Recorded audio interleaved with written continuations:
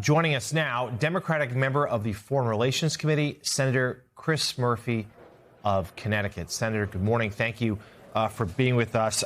You, earlier this week, received a briefing from some administration officials about the war in Iran. I know there's a limit to what you can say, but afterwards you did deem it sort of incoherent, incomplete, and said this: all the briefings are closed because Trump can't defend this war in public. Tell us more. Well, as I'm listening to those emergency sirens go off in the background, when your reporter was speaking to you, it just underscores what a disaster this war has been.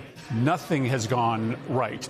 There is harder line leadership in charge of Iran than was there before the war began. We have not eliminated their nuclear program and apparently have no plans to do so. The entire region is on fire. Iran is exporting more oil than ever before. Prices are going up. People at home are having to pay for the escalation.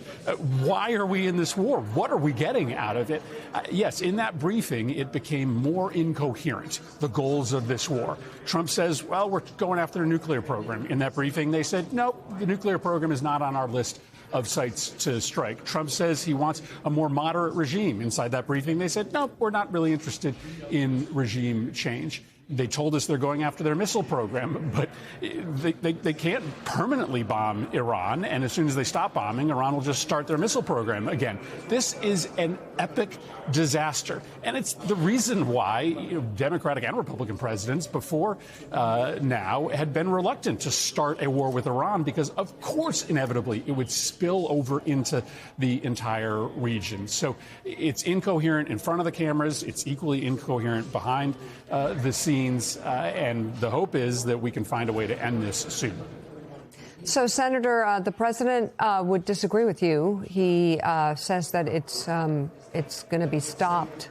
There might be a little bit more work to do, but it's done. They've done a great job. The first hour, really, it was done.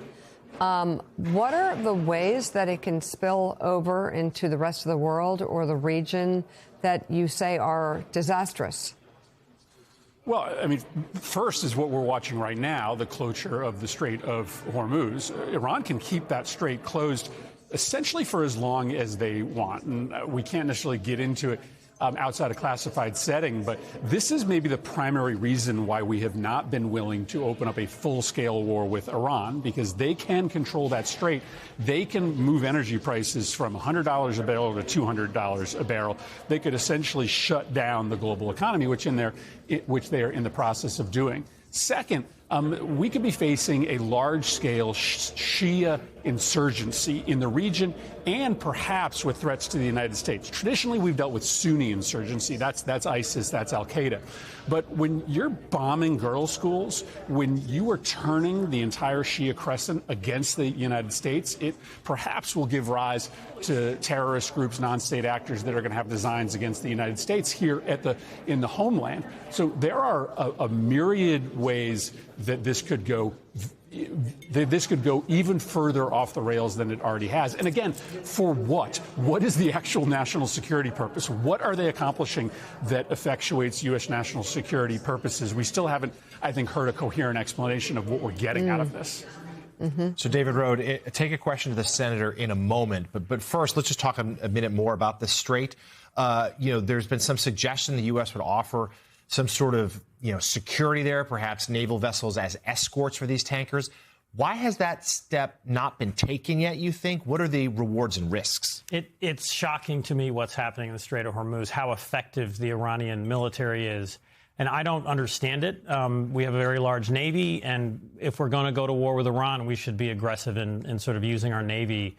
And this is where, just in the last, I would say, 48 hours, I wouldn't say the war overall is somehow turning in Iran's favor, but it's definitely shifting. They've found their footing. They're stopping, the most important route for energy to get to the rest of the world, 20% of the world's supply. And it amazes me that the U.S. military has no answer to that. Wow. And Senator, I wanted to ask you, I know you can't get into classified information, but again, Congress, the United States spends $800 billion annually on its military. That's more than every other country on earth combined, including Russia and China. Did you get any explanation for why American naval ships aren't escorting tankers in and out or through the Strait of Hormuz, why can't we take out these Iranian ships or missiles that are threatening such a crucial waterway? Well, I guess it's not amazing to me. I mean, have we not learned the ineffectiveness of our military in the Middle East?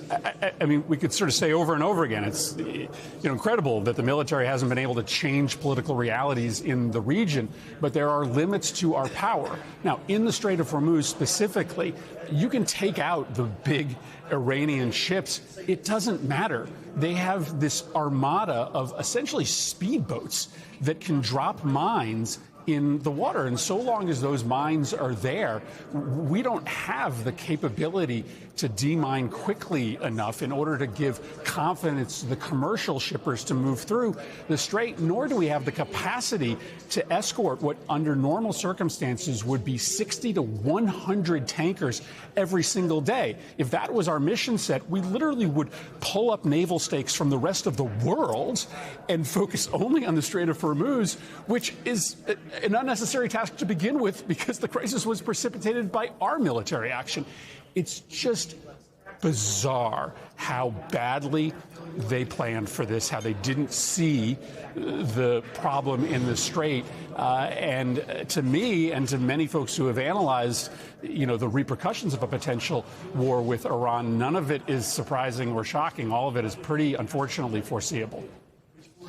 Democratic member of the Foreign Relations Committee, Senator Chris Murphy of Connecticut.